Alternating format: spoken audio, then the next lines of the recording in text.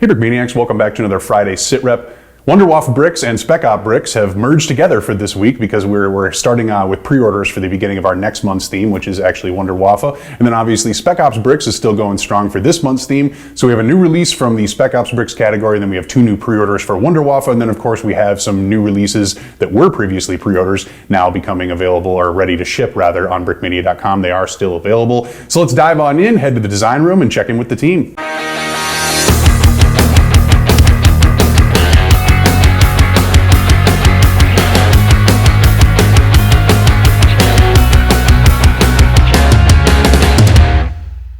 Alright, we're checking in with Brennan because Wunderwaffe Bricks has kicked off its pre-order, so we're getting a first look at the Arado jet bomber. Tell me a little bit more about what we got going on here. I see we got some extra engines, there's a little parasite bomber underneath there, there's a lot to unpack here.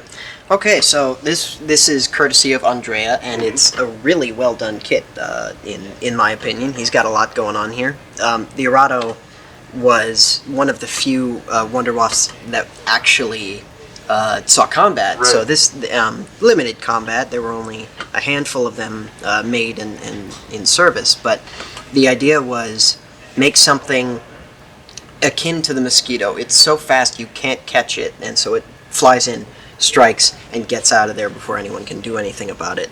And it did that very well, but it was just a little too late in the war to make a huge impact. The model we have here is the 234C, which they forewent the initial 2 engines plus rocket-assisted takeoff because it just wasn't enough to get it off the ground, and went for instead of 4-engine configuration in twin booms sitting on either side of the fuselage. He's got a lot going on here. We'll have stickers for the canopy, which will look really nice. Got a few stickers, eventually late war Balkenkreuz on the side, printed on the tops of the wings. Cross element too, right? Nice. Yep. And then underneath is where the magic is really happening. Don't mind the blue. That's official prototype color.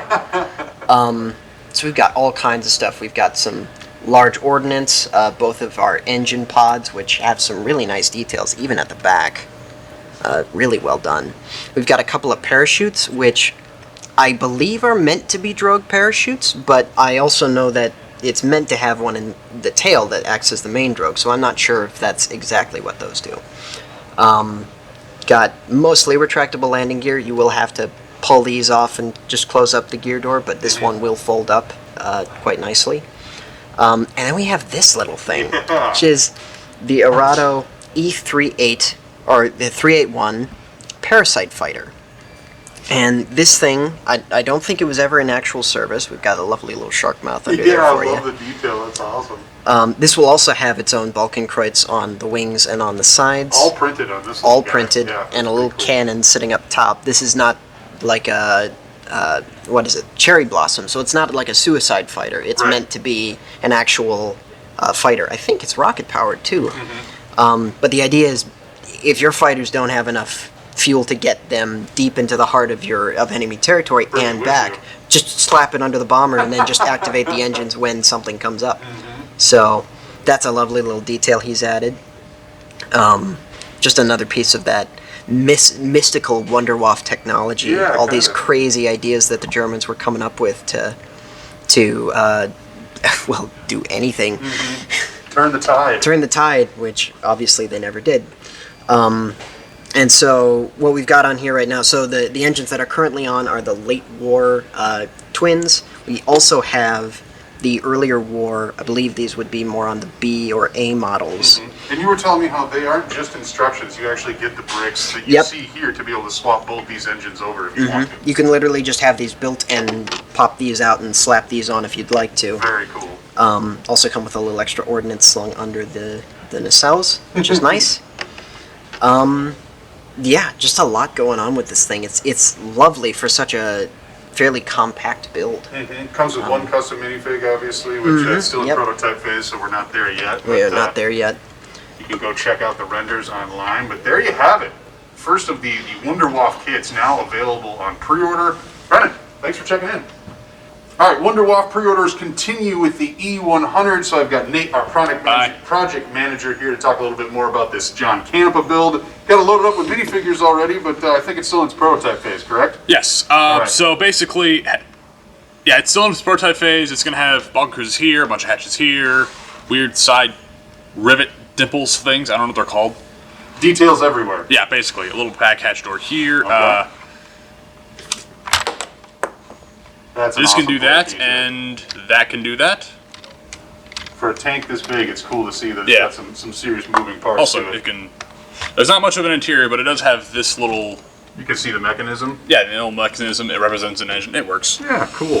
Also, yeah, this is a big, giant German experiment tank that never actually existed. There was only one chassis, It and was then recovered, yeah, right. yeah, the British took it, then scrapped it after a year. But no, let's argue on the internet and say how great Wunderwaffe was if it was actually implemented, even though it ignores all the context of the world at that point. Entirely theoretical, and yet at the same time, this is a pretty massive, epic-looking tank. Yeah, no, this is a well-built design. Also, one cousin muzzle brake. Yeah, that's really cool. Yeah. First time we've seen Yeah, that. Austin did a really good job with that. Also, side note, most track links in a kit. Yeah, by far, I would think, too, with that. Yeah, double this is layers 4 thing. sets double wide track links.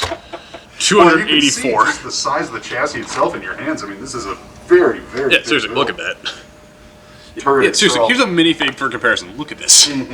absolutely impressive. Also, none of these minifigs are coming with a kit. It's coming with one guy, and Correct. that's it.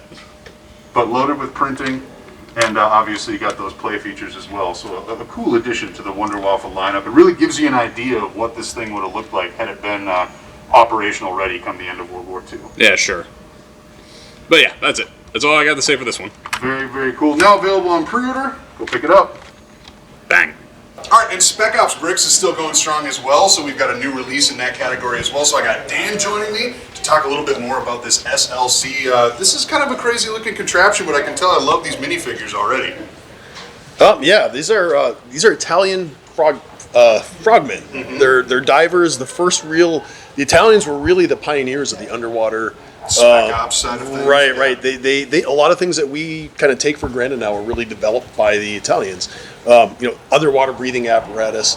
Just the whole concept of like being able to swim and survive and attack underwater. Outside of a vehicle, not in a submarine, but actually just swimming up to it. And they made all these really cool devices that they use. In fact, a lot of these devices are still in use today. Wow, Like stood the rebreathers. test of time. right. I mean, obviously things have advanced a lot since these kind of pioneering days in World War II. But these things were used, and the reason we're featuring the Italians because this really was something that was really special. They took these things, these underwater. It's basically a human torpedo. Yeah, right. It's got a warhead on the front. No, it doesn't actually. Okay. So this is just a vehicle where they would actually take this thing into, like, for example, they did in Alexandria Harbor. British had a bunch of battleships, and their whole entire fleet, actually, Mediterranean fleet, was stationed in Alexandria. A couple of these things went into Alexandria Harbor. They went past all the defenses and swam basically underwater with this torpedo, Jeez. and then they got out. They swam off the submarine. I probably didn't have to go far, but planted mines on the bottom of battleships. yeah, sure. And then took off, and boom, they blow up. Battleships sink. It's a really cool. I mean, it's one of the most famous successful special op operations. They ended up getting captured. Okay. I mean, when you're like going underwater for any amount of distance, anything could go wrong. Yeah, no and kidding. of course, anything will go wrong. And they ended up. They completed the mission, but ended up not being able to get back to Italy anytime soon. So, but this is the first. I mean, it's basically a torpedo that they use just for transportation. So you can't swim very far underwater, even with flat. Right. All You get this, tired quick. right. So if you wanted to go any distance, especially carrying like a heavy device like a bomb, a mine, limpet mine or something, you need to have some sort of transportation device. And that's exactly what this is. Fits two figures. Two frogmen will fit right in this thing. Well, obviously the breathing apparatus are 3D printed. It is one piece. Right. That goes on there as well. They are custom printed heads under there too, and you do actually get a diver body. I should point that out. It's not just like Right. a black torso or something. You do get the full. There's details underneath. Yeah. Yeah, and you can see some Very of that subtle. texture. But they get this really cool the frogman apparatus. It's a rebreather. World War II vintage. This is like I said, the early pioneering days. Right. But these guys were famous. I mean, not just like Italian famous; they're famous all over the world. Right. Everybody feared them once they blew up. You know, literally sink a battleship in harbor. The sneaking in. You know, it's the audacity of that. And all of a sudden, the British didn't feel so secure in their harbors anymore. I bet. Wow, crazy cool. So it comes with everything you see here, both of these minifigures, the little rack, what do you call it, transportation? It's a trolley. Trolley, A trolley, sure. yeah. It's basically wheels and and a wooden frame. So. And then obviously the vehicle itself. No pre-order here. This one is just a straight up release for Spec Ops bricks. Anything else you want to cover? No, this is great. I love this. What more could be said? It's just a cool little model. Well, very, very cool. And thanks for the history lesson, Dan, and thanks for checking in.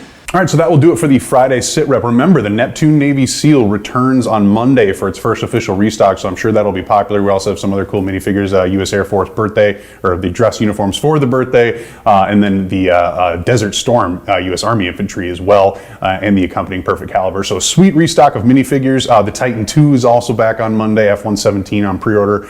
Swallow, I want to say, a couple of other things. So a good Monday lineup. We'll post a preview of that, obviously, over the weekend. But otherwise, thank you very much for watching.